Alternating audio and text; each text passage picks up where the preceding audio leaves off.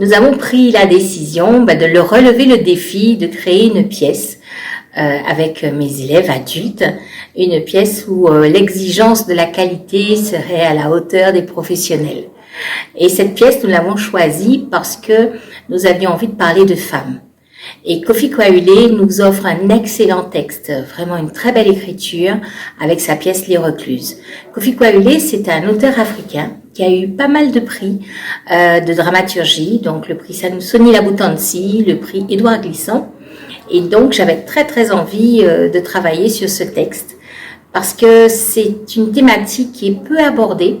On n'ose pas beaucoup parler du viol. Et là, il s'agit du viol pendant la guerre. C'est un sujet universel parce que dans toutes les guerres, les femmes sont violées.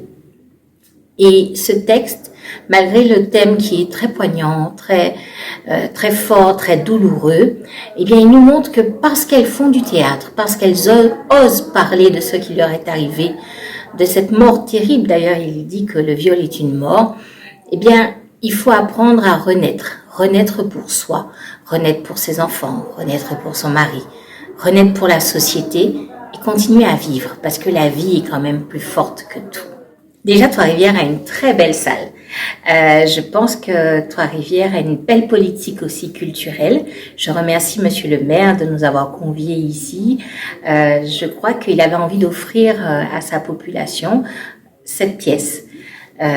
Pour qu'on puisse nous aussi avancer parce que sans spectateurs, il n'y a pas de théâtre. Et donc, je le remercie et toute son équipe.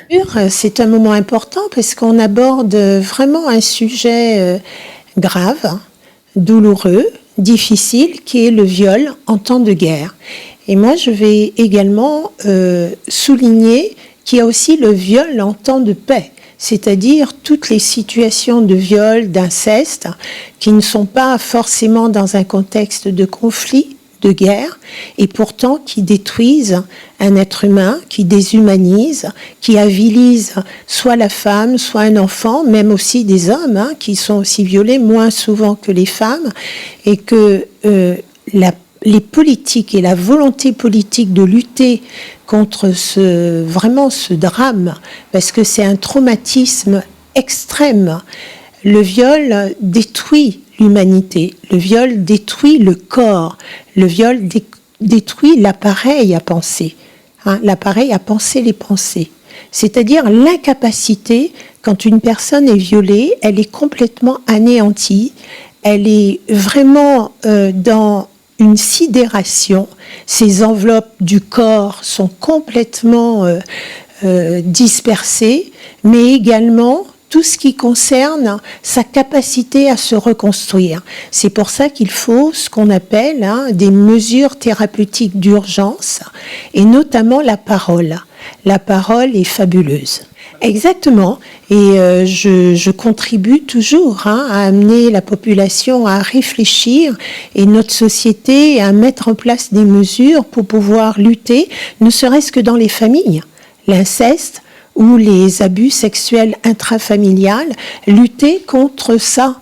Et ça veut dire que ça passe par l'éducation des filles, l'éducation des garçons, avec la notion du respect du corps, la notion de la sacralisation aussi de ce corps.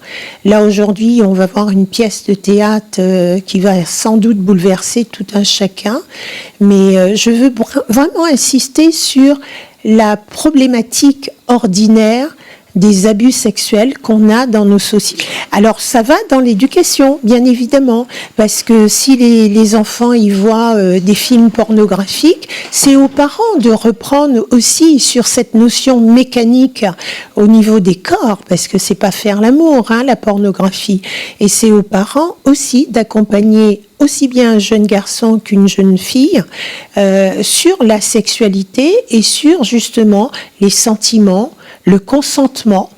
Le consentement, c'est très important, parce que le viol, c'est quoi? C'est un acte sexuel contraint, forcé. Donc, dans l'éducation des enfants, des adolescents, des jeunes adultes, les parents ont un rôle pleinement à jouer. Et souvent, ça reste encore un sujet tabou. Oui, tout à fait. Alors l'information, vous savez qu'on est aussi dans la période des violences faites aux femmes et que l'information continue. Le procureur de la République a beaucoup parlé qu'aujourd'hui, on aide aussi les agresseurs sexuels. Ils doivent être accompagnés, soignés pour que puissent... Parce que tout le monde est concerné. Un agresseur, il a un père, il a une mère. Une femme agressée ou un enfant agressé a un père et une mère. Et vous savez, le viol introduit la notion de honte, la notion de souillure. Et donc, la famille est concernée, le père est concerné, le frère est concerné. Donc, c'est toute la société qui est concernée par ce problème. Tout à fait. C'est un moment très important pour Monsieur le maire de la ville de Trois-Rivières, Jean-Louis Francisque, d'offrir ce spectacle à la population de Trois-Rivières pour sensibiliser sur les violences faites aux femmes. C'est le 3e temps fort que nous organisons ces jours-ci. Nous avons déjà inauguré, nous avons offert en tout cas un espace pour ouvrir les semaines de la parentalité. Nous avons dans un 2e temps aussi accueilli une exposition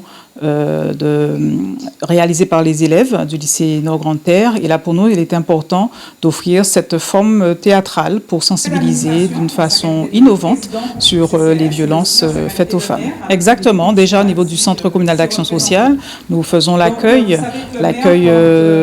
j'ai envie de dire, individualisé de tout un chacun, mais nous prenons aussi en considération les femmes qui peuvent se présenter à nous pour dire leurs difficultés. Les violences, elles peuvent être diverses, elles peuvent être psychologiques, mais elles peuvent être aussi financières. Et l'assistante sociale en poste au CCAS, qui est également la directrice du CCAS, prend en compte ces difficultés pour apporter un accompagnement qui réponde aux difficultés de la femme, mais aussi des enfants, si il y en a au sein de ce foyer. Oui, tout à fait. Donc là, nous pouvons toucher une plus large population. Il faut dire que cette prestation accueil complet, puisque nous avons la salle qui est... Enfin, les réservations ont vite été faites sur la plateforme. Et donc, nous sommes ravis que cette représentation théâtrale, réalisée exclusivement par des femmes, affiche complet ce soir à Trois-Rivières. Exactement. Donc, nous offrons tant que se peut les prestations tant sur les différentes thématiques qui peuvent toucher la population. C'est vrai que ce soir, c'est sur les violences faites aux femmes, mais nous touchons un peu tous les aspects de la vie, la santé, par exemple, l'accès aux droits. Et je profite quand même de cette occasion pour remercier Madame Salin, qui interviendra à l'issue de cette représentation, puisque nous savons que parfois, des émotions peuvent naître de ce qu'on perçoit, et donc il serait important pour nous d'offrir aussi, au-delà de la représentation théâtrale, un temps d'échange, de parole, je veux dire de lâcher prise, si certaines pourraient se sentir concernées directement ou indirectement.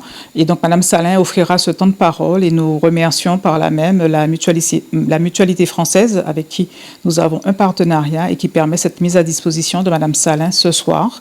Donc nous offrons les 2 temps. Effectivement, l'art, et dans un 2e temps aussi, le lâcher-prise et la possibilité d'échanger et d'accéder à des informations si besoin. Tout à fait. Moi, j'ai envie de dire, on reprend. On n'a jamais lâché, puisque Trois-Rivières est quand même une terre amérindienne.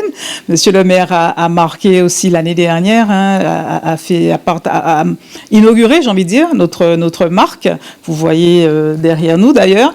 Donc, j'ai envie de dire que la culture, il y a différents temps forts dans une année, et c'est vrai que ça peut être sous plusieurs formats. Mais la culture est toujours sous-jacente, et d'ailleurs, je profite pour remercier le service culturel qui s'engage dès que c'est possible également.